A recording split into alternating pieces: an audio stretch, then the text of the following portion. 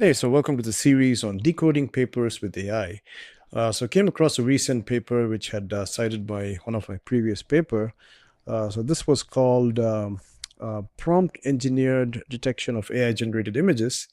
It tried to see if just using prompts can AI models detect if an image has been AI generated or not. This seemed very interesting. So I have not read the deep paper in detail yet, but before that, let's see if AI can decode this paper. So let's jump right in.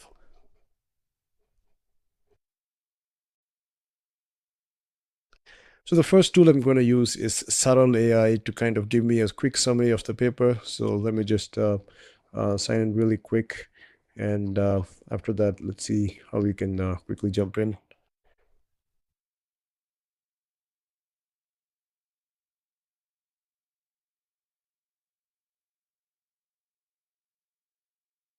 For this to skip for now. So I have the paper already with me as a PDF document. So I'm just going to say upload PDF. And it's going to just get uploaded.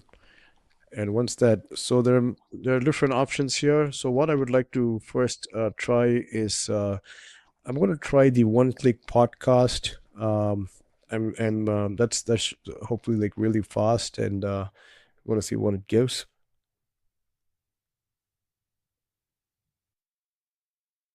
And in the meantime, what I'm also going to do is that you can see it's a list. It's going to take about 2 minutes for this to happen. And in the meantime, what I'm also going to do is I'm also going to go to NotebookLM and upload this paper because it usually takes a while to get the audio, the video overview and audio overview. So it's let that also happen. So this is done. So the podcast is here. So let me click thing. Hey Rohan, ready to dive into this paper about detecting AI generated images? Yeah? Totally, Aisha. It's a hot topic. With AI images getting so realistic. Kinda scary, right? Seriously, the paper looks at how well LLaVA can tell the difference between real and fake images. Miss like GPT, 4V, and Gemini. Are they good at spotting the fakes? That's what the researchers wanted to find out. They tested 4 LLaVA with different prompts. Prompts like what you type in to get the AI to do something? So as you can see, what it first says is that just using large language models. So this is the paper. Just using large language models. We have like GPT-4V, Gemini, LLaVA, and Claude. Just using prompts, can we detect AI generated images or not? So that's what this paper attempted to kind of investigate. So that's what the podcast is also telling about. I think it mispronounces LLMs as LLMS, but apart from that, things are okay. Exactly. They used generic prompts and then more detailed, specific ones. So they were experimenting with prompt engineering, tailoring the questions? You got it? The paper argues prompt engineering is key to getting reliable results. Makes sense. A vague question probably gets a vague answer. So what did they find? Well, GPT-4V was the most consistent, but all the LLM is improved with better prompts. So the LLMs can detect fakes, but it depends on how you ask them. Precisely. The quality of the prompt makes a huge difference in accuracy. Interesting. So it's not just about the AI's capabilities, but also the user skill. Right. It highlights the need for skilled humans to guide the system is, What kind of images did they use? Were they all cats doing funny things? haha, I wish. The paper mentions 12 diverse synthetic images, but doesn't go into detail. Okay, so a variety. What about the method? How did they actually do the study? They used a case study methodology, presented the images and prompts, and analyzed the responses. Simple enough. And what were the generic versus detailed prompts like? A generic prompt might be, is this image real or fake? A detailed one, analyze the lighting and shadows. Does anything look unnatural? That makes a big difference. Spotting inconsistencies, that's clever. Exactly. It's like teaching the AI to be a forensic investigator. So, what are the implications? Can we? So going back to the paper, I think this is what it was mentioning about. So here are some generic prompts. Tell me if the image is AI generated or not. And these are some contextual and prompt engineered ways saying, okay, analyze this image and then give me some, tell me something about the shadow inconsistencies and other kinds of things, which are more very specific to like AI manipulated images. So that's what it's trying to say. And I think these are the 12 images that it referred to. I don't know if these were the only 12 images used in the paper, but at least that's what it appeared to be referred to. We trust LLMs to be our fake image detectors? Not yet. It's CMS, but with careful prompt engineering, they can be helpful tools. So prompt engineering is basically the secret sauce? It's a big part of it, definitely. The paper really emphasized its importance. I wonder if this changes over time as the LLMs get even better. Good point. This is just a snapshot of current capabilities, always evolving. The paper mentions generative models like GANs and diffusion models. Complex stuff. Yeah, those are the AI systems that create the images in the first place. So it's a constant arms race, better fakes, better detectors. Exactly. And prompt engineering is one weapon in our detection arsenal. Makes you think about misinformation and trust in digital media's serious implications. Definitely. The paper touches on that. The risks are real. Well, this was fascinating, Aisha. Thanks for breaking it down. My pleasure, Rohan. Always good to explore the cutting edge of AI. Definitely makes you think AI is powerful, but needs careful handling. Absolutely. And a little bit of human ingenuity too. So that's interesting. It's done. So this is the results that they were seeing. The only thing which is not that impressive is that they only use 12 images. There's no reason why you don't use many more than that. And all of these are AI generated. So how does this perform on non-AI images and so on? So it's more like a quick test than anything significant. But that's at least an interesting thing. So the NotebookLM is also done. It took a while, but of course it's creating a video, so definitely. So what's really nice about NotebookLM is how it tries to, you have the sources here, and then it's also like bolded some of these things here. So here's the video. So let me make it big screen, and let's see. You know, we're kind of in the middle of a digital arms race. On one side, you've got AI pumping out images so incredibly real they could fool just about anyone. And on the other side, well, our best defense might actually be another AI. So the big question is, can an AI really spot a fake made by one of its own? Let's dig in and find out. Okay, just look at this pizza. I mean, the cheese is glistening. You can see the fresh basil. That crust is perfectly blistered. It looks absolutely delicious. But here's the kicker. Not a single bit of it is real. The whole thing, this mouth-watering picture, was cooked up by an AI. And that really gets to the heart of the issue, right? Our feeds are just flooded with this kind of synthetic media, and suddenly the risk of misinformation is this huge, massive challenge. So, how on earth are we supposed to tell what's real anymore? All right, Section 1, the problem, a flood of fakes. And first, we really have to get a sense of just how big this problem is. We're talking way, way beyond just those fake portraits you might have seen. The tech now can create almost any scene you can think of, and with some pretty scary realism. So a recent study actually used a whole bunch of these images to see how well we can spot them. And as you can see, the variety is just staggering.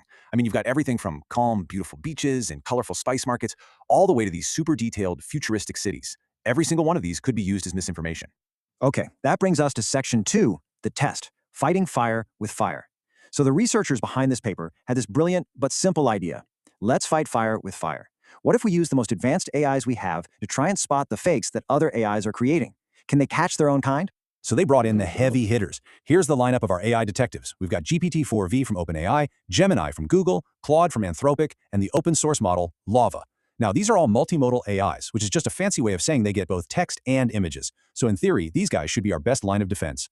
So for the first test, they kept it super simple. They just showed these AIs the fake images and asked a really direct question, something like, is this image AI generated, yes or no?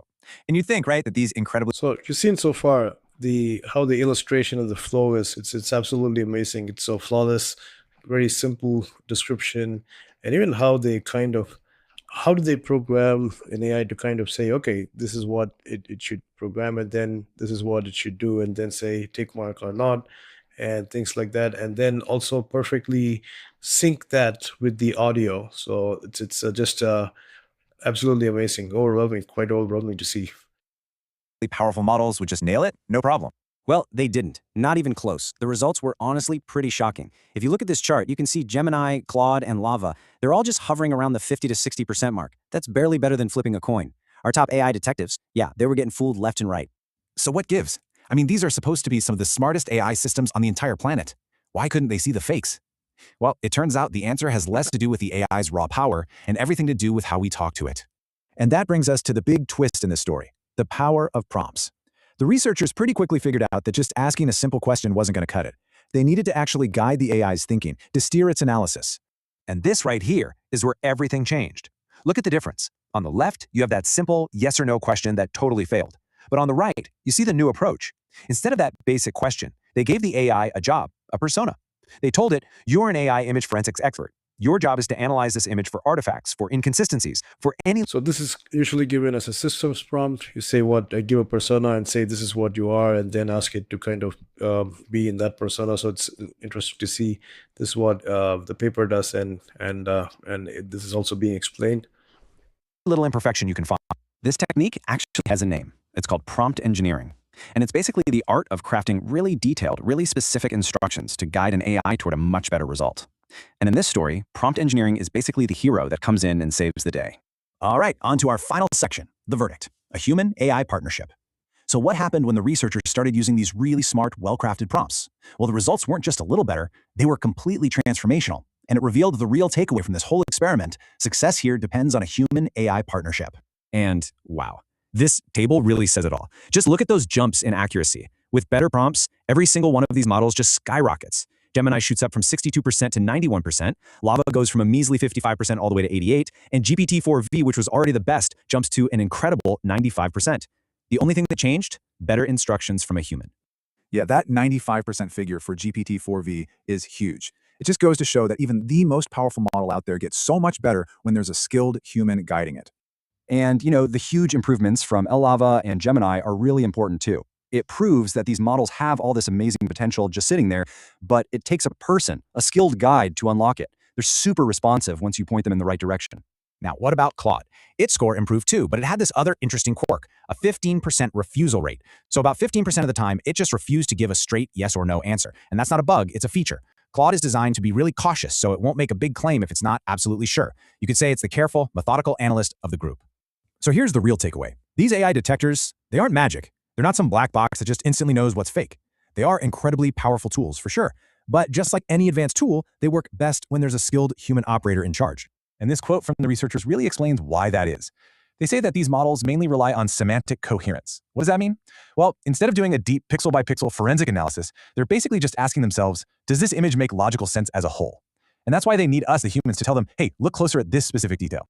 And all of this leaves us with a pretty big question for the future. We know for a fact that AI's ability to fake reality is only going to get better and more convincing. So if our best line of defense isn't some magic push-button system, but a partnership that needs a skilled human guide, the question is, are we ready for that? So that was really nice. Nice to see the quick summary from NotebookLM and the amazing illustrations and visualizations as well.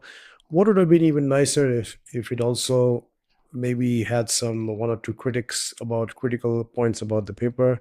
That would have been good. So like I mentioned, it did not have a lot of images, but otherwise the illustrations from NotebookLM, that was really nice.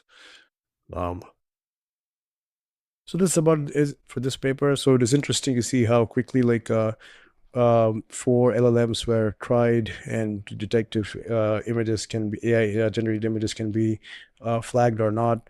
The simple prompts are not working as great, but a little bit of prompt engineering that really helped. That's what the paper is mainly tries to say.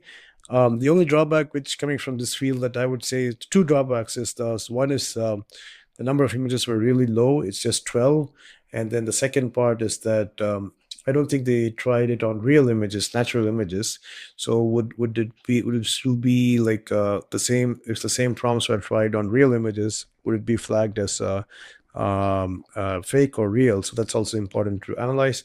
And then the third part is there was no robustness analysis done, meaning that if we just take these images and maybe shake them a little bit, add some noise and add some perturbations here and there, how robust are these prompts to kind of these types of newly like slightly modified images from the same part, right? So those are the ones which are missing. But apart from that, it was at least a small result to say that okay, prompts could be tried, and then maybe more work is needed in this sense. Again, I haven't read the full paper. These are just what I got from AI, and this is what my interpretation is about the paper. So until next time, and with decoding papers with AI. See ya.